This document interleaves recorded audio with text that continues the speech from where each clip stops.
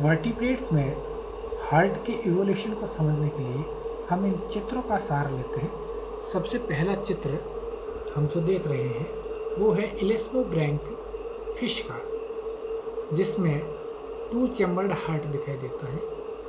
प्रथम चैम्बर है ऑरिकल या एट्रियम, जिसे आलिंद कहते हैं हिंदी में। यह है वेंट्रिकल, जिसको निलय कहते हैं। इस आलिंद में यानी ऑरिकल के अंदर बॉडी से ब्लड रिसीव किया जाता है और वेंट्रिकल से ब्लड को बॉडी में सप्लाई किया जाता है। ये ऑरिकल की वॉल पतली होती है, वेंट्रिकल की वॉल ऑरिकल की तुलना में मोटी होती है, क्योंकि इसको बॉडी को ब्लड सप्लाई करना होता है। अब देखते हैं इसके साथ में 2 और एक्सेसरी पार्ट जुड़े हुए रहते हैं, जो हृदय के भाग तो नहीं होते हैं लेकिन उसके सहयोगी भाग होते हैं। पहला इस सबसे ऊपर डोर्सल साइड के अंदर जो होता है वो है साइनस विनोसस। साइनस विनोसस जो एट्रियम के साथ जुड़ा रहता है साइनो ऑरिकुलर वॉल के द्वारा। उसके बाद में ऑरिकल, फिर वेंट्रिकल, फिर वेंट्रिकल से सिस्टेमिक आर्चेज के थ्रू, जिसको एओर्टिक आर्चेज कहते हैं, उसके थ्रू ब्लड बॉडी को सप्लाई हो जाता है। फिर आप देखिए ये इससे हायर ग्रुप है टीलियोस्ट या बोनीफिश। इसके अंदर देखिए ये साइनस विनोसस वैसे ही है, फिर ये ऑरिकल, वेंट्रिकल, और यहाँ जो आप कॉनस आर्टेरियोसस इलेस्मोब्रैंक में देख रहे थे, जिसमें कई सारे वाल्व थे, उसकी जगह ये बल्बस आर्टेरियोसस यहाँ पर स्थापित हो गया है। तो ये इन दोनों के अंदर थोड़ा सा मॉडिफिकेशन है, बाकी चीज़ें यथावत है। फिर हम चलते हैं डिप्नोई में। डिप्नोई यानी लंग फिशेस जो वायवीय श्वसन भी करती हैं और जलीय श्वसन क्लोम के द्वारा, गिल्स के द्वारा श्वसन भी करती है। इसमें आप देख रहे हैं कि ये जो साइनस विनोसस है ये तो है ही है, उसके साथ में एट्रियम इनकम्प्लीटली डिवाइड हो जाते हैं। अब इनकम्प्लीटली डिवाइड क्यों हो रहे हैं? क्योंकि ये एक फुफ्फुस मीन है, लंग फिश है, और लंग्स के द्वारा ब्लड ऑक्सीजनेट होकर के वापस हार्ट के अंदर आता है, जो लेफ्ट ऑरिकल के अंदर आता है। लेकिन इनकम्प्लीट डिवीज़न है, ऑरिकल का इनकम्प्लीट डिवीज़न है। इसके अंदर बीच में ये देख लीजिए, ये छिद्र है, फोरामेन ओवल नाम का ये छिद्र इसके अंदर ये पाया जाता है। और ये दोनों के अंदर इंटरसेप्टम यानी जो राइट और लेफ्ट वेंट्रिकल है उसमें थोड़ी ऊंचाई तक है। तो ये इनकम्प्लीट 3 चैम्बर्ड की तरफ बढ़ रहा है, लेकिन कंप्लीट 3 चैम्बर्ड हार्ट ये नहीं है। अब यहाँ पर आप देखिए जो इसका कोन वाला पार्ट है उसमें बल्बस आर्टेरियोसस इसमें आपको नहीं दिखाई दे रहा है। इसी तरह से ये अगला ग्रुप है यूरोडेल एम्फीबिया। यूरोडेल एम्फीबिया कौन से होते हैं?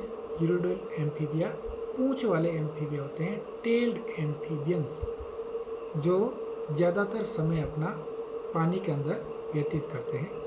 इसमें आप साइनस विनोसस देख लीजिए, ये राइट ऑरिकल में शिफ्ट हो गया था जैसा कि डिप्नो में था, उसी तरह से, क्योंकि ये भी लंग फिश थी, ये भी लंग्स के द्वारा रेस्पिरेशन करते हैं। और यहाँ आप देख लीजिए ये पल्मोनरी वेन है जो ब्लड को लंग्स से लेफ्ट ऑरिकल के अंदर लाती है। यहाँ भी इनकम्प्लीट पार्टीशन है ऑरिकल का, यहाँ भी ये छिद्र यहाँ विद्यमान है। वेंट्रिकल पूरी तरह से एक ही है, इसमें डिवीज़न अभी तक नहीं हुआ है। फिर आप आगे देखिए, ये नेक्स्ट जो पार्ट है इसका वो है एन्यूरन एम्फीबियंस। एन्यूरन एम्फीबियंस होते हैं बिना पूंछ वाले एम्फीबियन, जो मेंढक होते हैं, फ्रॉग होते हैं, वो इसके अंदर आते हैं। अब इसमें आप देखते हैं कि यहाँ पर कंप्लीट 3 चैम्बर्ड हार्ट का डेवलपमेंट हो गया है। अब देखिए ये ऑरिकल जो है कंप्लीटली लेफ्ट और राइट ऑरिकल में डिवाइड हो गए हैं। ये इसका जो सेप्टम है, इंटर ऑरिकुलर सेप्टम, वो कंप्लीट हो गया है, इनकम्प्लीट नहीं है। साइनस विनोसस राइट ऑरिकल पर शिफ्ट है। पल्मोनरी वैन लेफ्ट ऑरिकल में खुलती है, जो ऑक्सीजनेटेड ब्लड को लेकर आती है, क्योंकि लेफ्ट ऑरिकल के अंदर हमेशा लेफ्ट पार्ट जो हार्ट का होता है उसमें हमेशा ऑक्सीजनेटेड ब्लड रहता है और राइट पार्ट में हमेशा नॉन ऑक्सीजनेटेड ब्लड रहता है। लेकिन इसमें भी ऑरिकल में तो दोनों अलग अलग रहेंगे, लेकिन वेंट्रिकल में आकर के ऑक्सीजनेटेड नॉन ऑक्सीजनेटेड दोनों ब्लड आपस में मिक्स हो जाते हैं। यानी बॉडी को सप्लाई से पहले दोनों ही प्रकार के ब्लड आपस में मिक्स हो जाते हैं। लेकिन थोड़ा सा डिफरेंस इसके अंदर आ जाता है, नया डेवलपमेंट होता है, वो होता है ये स्पाइरल वॉल्व। ये स्पाइरल वॉल्व जो वेंट्रिकल है, वेंट्रिकल से बाहर जो कोनस है, ट्रंकस आर्टेरियोसस, उसको पार्शियली डिवाइड करता है, ताकि जो ऑक्सीजनेटेड नॉन ऑक्सीजनेटेड ब्लड है उसको थोड़ा बहुत सेपरेट कर सके। हालांकि यहाँ पर कोई सेप्टम नहीं है, मिक्स पहले ही हो रहा है, लेकिन ये थोड़ा सा स्पाइरल वॉल्व के रूप में इसमें अलग डेवलपमेंट एन्यूरन एम्फीबिया में पाया जाता है। फिर हम चलते हैं सोमेटिक रेप्टाइल्स। रेप्टाइल्स के अंदर 4 चैम्बर्ड हार्ट की शुरुआत हो जाती है, जिसको ट्रांजिशनल 4 चैम्बर्ड हार्ट कहते हैं, क्योंकि कंप्लीट 4 चैम्बर्ड हार्ट रेप्टाइल्स में नहीं पाया जाता है। आप यहाँ देख रहे हैं ये साइनस विनोसस इसके डोर्सल साइड में शिफ्ट हो गया है, सिर्फ प्री और पोस्ट वेना के है वो आपको दिखाई दे रही है। इसमें ब्लड बॉडी से रिसीव होगा, जो अनऑक्सीजनेटेड ब्लड होगा, राइट ऑरिकल में आएगा। उसके बाद में ये आप देख रहे हैं लेफ़्ट ऑरिकल भी अलग है बिल्कुल, यानी लेफ़्ट और राइट दोनों ऑरिकल है। जो इंटर ऑरिकुलर सेप्टम है वो कंप्लीट है, लेकिन इंटरवेंट्रिकुलर सेप्टम इनकम्प्लीट है। इसलिए यहाँ भी ब्लड आपस में वेंट्रिकल में आकर के मिक्स हो जाता है।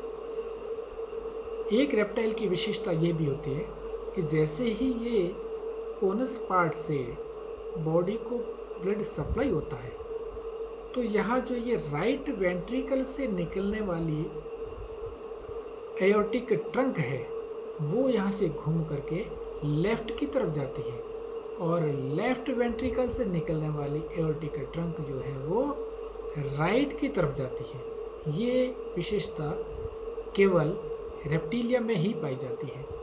इसके जो राइट वेंट्रिकल है उसके 2 ट्रंक बनते हैं। एक बनता है पल्मोनरी ट्रंक जो लंग्स को ब्लड देता है ऑक्सीजन मिलाने के लिए, ऑक्सीजनेशन के लिए, और दूसरा ये लेफ्ट ट्रंक जो नॉन ऑक्सीजनेटेड ब्लड होते हुए भी बॉडी को वापस सप्लाई को चला जाता है, क्योंकि यहाँ से ये पूरा सप्लाई वाला ही पार्ट होता है, वेंट्रिकल वाला। अब लेफ्ट वेंट्रिकल से राइट को ट्रंक जा रहा है, ये लेफ़्ट को जा रहा है। इस तरह से ये एक नया डेवलपमेंट हमें रेप्टाइल के हार्ट में देखने को मिलता है। रेप्टाइल में भी स्क्वेमेटन रेप्टाइल के अंदर इस प्रकार का हार्ट पाया जाता है। फिर हम चलते हैं रेप्टाइल के दूसरे ग्रुप के अंदर जो क्रोकोडिलियन रेप्टाइल्स है, इसमें क्रोकोडाइल्स पाए जाते हैं। अब आप इसमें देख सकते हैं कि यहाँ ऑरिकल कंप्लीट डिवाइड है, इसमें भी ऑरिकल कंप्लीट डिवाइड था, इंट्रा ऑरिकुलर सेप्टम कंप्लीट था, लेफ़्ट और राइट ऑरिकल के अंदर अलग अलग बंटे हुए हैं। लेकिन यहाँ पर वेंट्रिकल भी लेफ़्ट और राइट वेंट्रिकल के अंदर कंप्लीटली डिवाइड हो चुके हैं, यानी इसमें भी इंटरवेंट्रिकुलर सेप्टम जो है वो कंप्लीट बन गया है।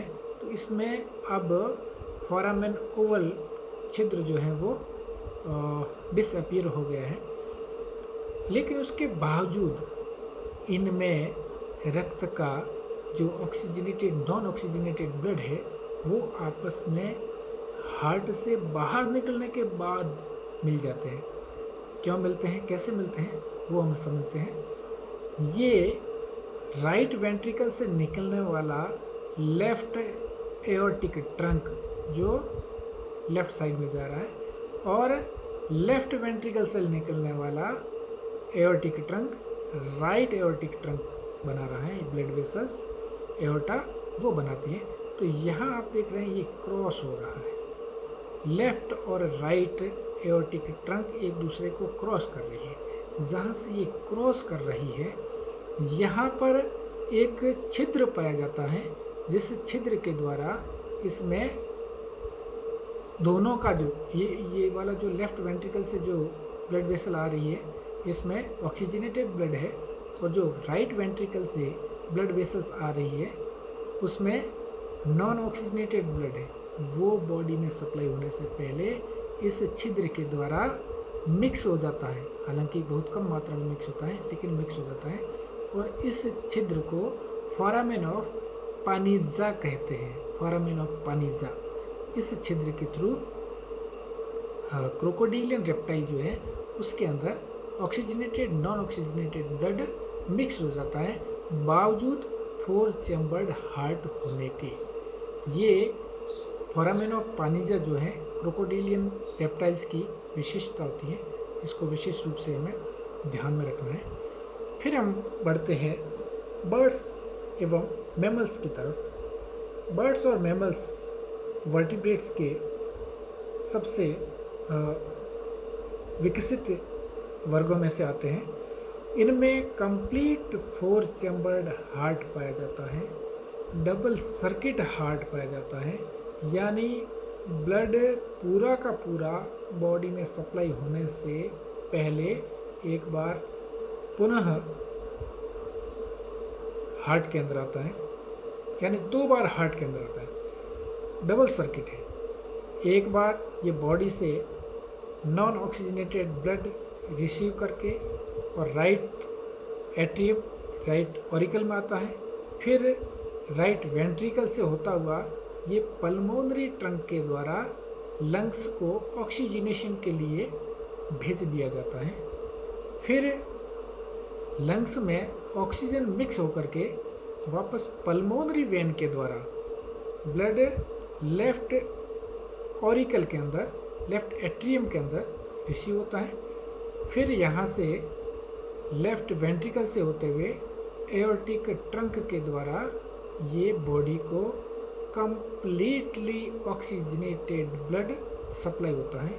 इसलिए बर्ड्स एवं मैमल्स ये दोनों वार्म ब्लडेड एनिमल्स हैं।